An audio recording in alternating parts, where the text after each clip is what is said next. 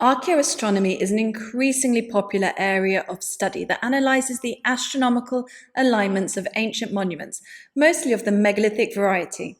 Those of you who watch my videos know this subject fascinates me, not just because of solstitial and equinoctial alignments, but because there's a strong likelihood that the megalith builders of the Neolithic, the communities that built incredible sites such as Stonehenge, the Maltese temples, and Karnak, went even further than this in their understanding of the cosmos.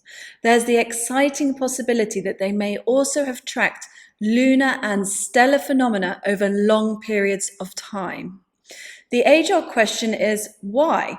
Why were our ancestors so obsessed with the sky? Was it just for practical reasons to track the seasons for agriculture? Were they monitoring the orbits of comets that might pose a threat to the Earth? Or did they practice an early version of the sky-Earth cosmology that so preoccupied the ancient Egyptians in the later Bronze Age? I'm going to do a whole series on archaeoastronomy and get some other researchers involved in that too. In this first video, I discuss one of the oldest examples of archaeoastronomy, the evidence of which has been put forward by experts.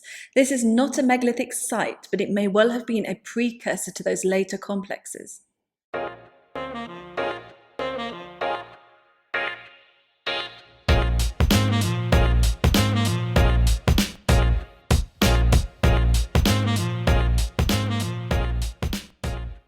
Today I'm talking about Warrenfield in Scotland. There's nothing to see there anymore, and there wasn't much to see when it was discovered. But the few Mesolithic pits that make up the site of Warrenfield have changed the way experts view the sophistication of that time period. The Mesolithic was a transitional era when hunter-gatherers started to lead more settled lifestyles. Evidence for these seasonally nomadic people in Scotland comes from a few rock shelters, some shell middens, and lithic finds. These Mesolithic inhabitants had a similar lifestyle to other contemporary groups in the rest of the British Isles and Europe. However, the Warrenfield site stands out as quite an anomaly because, as well as carrying out activities that met their basic needs, such as roasting hazelnuts, fishing, and hunting deer, the Mesolithic inhabitants of the area also appear to have kept the oldest luni-solar calendar discovered so far. The Warrenfield site near Craith's Castle in Aberdeenshire was first spotted from the air as a series of crop marks by the Royal Commission on the Ancient and Historical Monuments of Scotland in 1976, before being excavated between 2004 and 2006. In this first section of the video, I'll discuss what was found during these excavations, the results of which were published in a 2009 book, A Tale of the Unknown Unknowns, a Mesolithic pit alignment and a Neolithic timber hall at Warrenfield, Craiths, Aberdeenshire. The crop marks showed a pit alignment, a rectangular building, and some ancient channels. Upon excavation, archaeologists discovered that the building had been an early Neolithic timber hall, and that the 12 pits dated back much further to the Mesolithic. The channels are thought to be very old geological features which were dry when both the pits and the hall were created. There are 12 definite pits stretching from northeast to southwest in a curving line for over 50 meters. They are ovoid in shape and vary in size and depth. The width of the widest section of each pit ranges from 0.5 meter to 2 meters, and the depths range from 0.5 meter to 1 meter. Various carbonized deposits such as hazel, wheat grain, alder, birch, and willow were found in the pits, which enabled archaeologists to carry out radiocarbon dating. The results suggested a date range in the first half of the 8th millennium BCE, and it seems the pits were created over a period of several hundred years. Interestingly, and this will become more important when we discuss the lunisolar alignments later, the pits are larger in the central part of the curved line than in the other sections. Pit 6, which is in the center, appears to be offset a little to the south from the curve. As well as carbonized deposits, flint artifacts were also recovered from Pit 5, and a chemical analysis found silver, copper, lead, strontium, zinc, and cadmium, which probably came from crushed rocks. The nearest place where rocks containing these elements can be found is the Pass of Balata, around 40 kilometers away. So these were probably ritual deposits.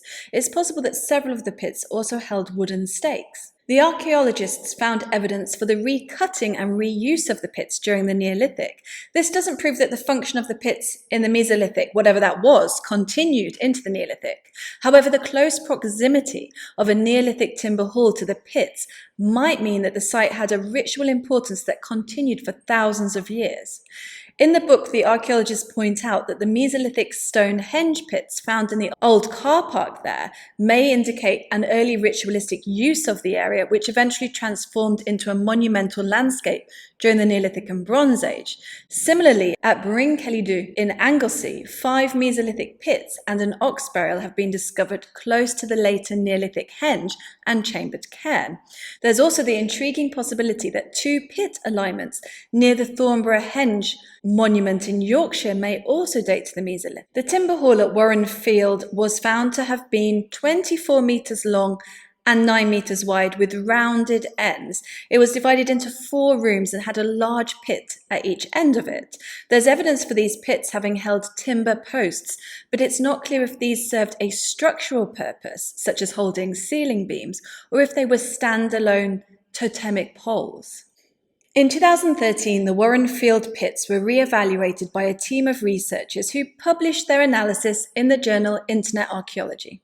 The team found evidence for several astronomical alignments at Warrenfield and put forward the suggestion that tracking the months and the year had been important to the Mesolithic inhabitants of the area. Since the pits are considered as having 3 distinct sections, with the pits increasing in size towards the centre of the alignment before decreasing again, the researchers suggested that the pits were meant to mimic lunar phases in 1 month, passing through waxing to full, then through waning.